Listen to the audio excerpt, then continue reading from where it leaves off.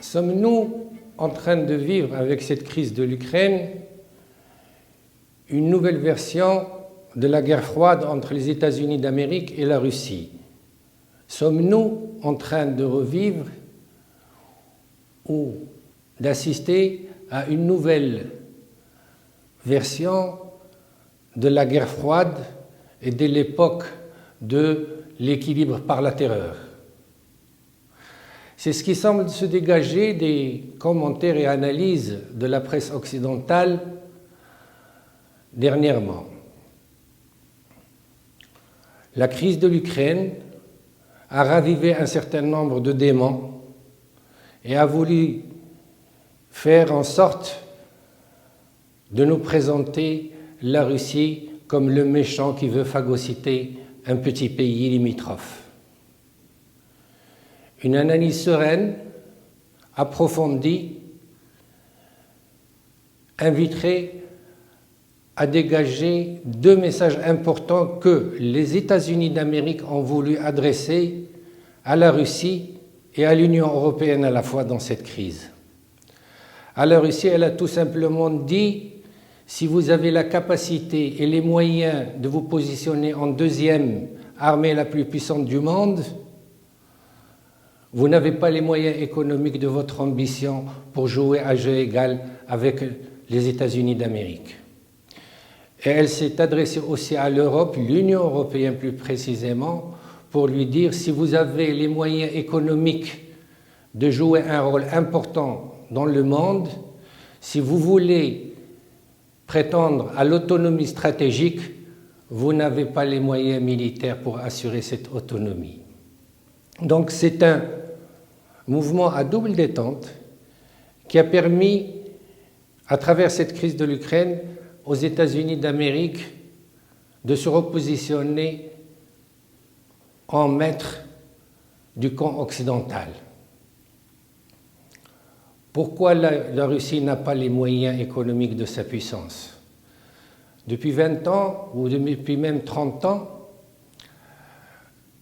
la Russie sentait venir cette stratégie d'étouffement que pratiquent les États-Unis d'Amérique.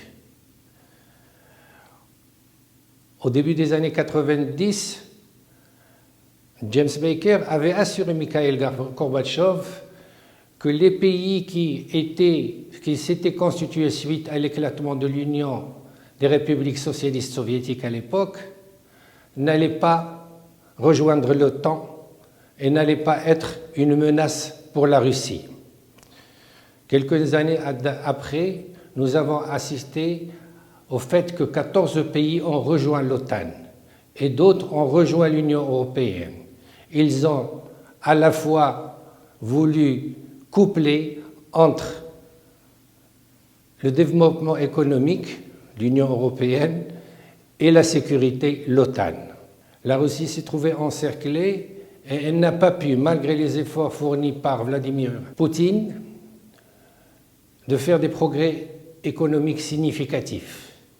Actuellement, avec un PIB de 1600 milliards de dollars, elle se situe entre l'Italie dans la barre haute et l'Espagne dans la barre basse.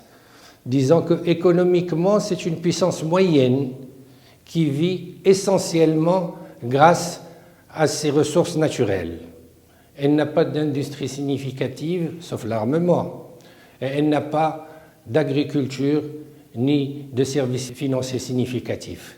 Et d'ailleurs, les États-Unis en sont conscients et ils ont prévenu que leur punition sera essentiellement à caractère économique. L'Europe aussi, qui a des ambitions d'autonomie stratégique, n'a pas les moyens militaires pour déployer cette stratégie. Elle a les moyens économiques, nous l'avons dit, mais elle n'a pas les moyens militaires.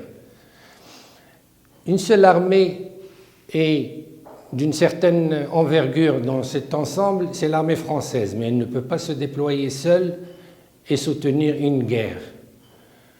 Donc, nous nous trouvons entre deux ensembles qui contestent à leur manière le leadership des États-Unis d'Amérique et qu'ils en sont vus signifier une leçon à travers cette crise de l'Ukraine. Crise de l'Ukraine qui ne va pas se terminer aujourd'hui.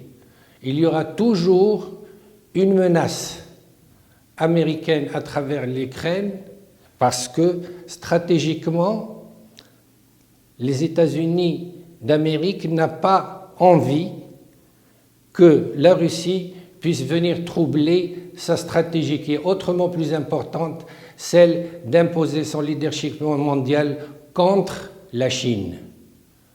La stratégie de contestation du monopole de puissance que mène la Chine depuis quelques années et qui sera un des éléments les plus importants de la géopolitique mondiale dans les 3 prochaines décennies est celui qui va guider l'ensemble des actions des États-Unis d'Amérique. Les États-Unis d'Amérique ne vont pas renoncer à leur ambition de leadership, et c'est leur droit. Et ils ne veulent pas d'une Europe autonome dans sa décision. Ils ne veulent pas d'une Russie parasite. Et ils ne veulent pas d'une Europe qui puisse lier des intérêts économiques avec la Russie, sachant que l'Europe a besoin du gaz russe, elle a besoin des hydrocarbures russes. 60% de la consommation de gaz de l'Allemagne proviennent de Russie.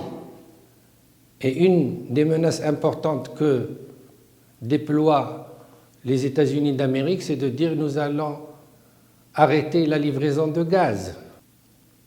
Ce grand jeu qui se déploie au niveau mondial nous interpelle pour voir comment comprendre et comment analyser les futurs jeux de rôle des uns et des autres. Maintenant, c'est clair, les États-Unis vont s'appuyer sur la Grande-Bretagne, vont s'appuyer sur le Canada, l'Australie, pour essayer de former un groupe qui va contester les ambitions chinoises. Les États-Unis d'Amérique souhaitent que l'Europe soit avec elle. Si elle ne l'est pas, elle va l'obliger à l'être. Elle va essayer de neutraliser la Russie à travers des cas comme celui de l'Ukraine pour pouvoir toujours rester le maître du monde. C'est de bonne guerre. Chacun déploie ses moyens et ses ambitions à sa manière pour arriver à des objectifs. Il nous appartient, à nous, de notre position en Méditerranée occidentale, de prendre acte de ces différentes stratégies et de choisir au mieux nos alliés et notre politique étrangère.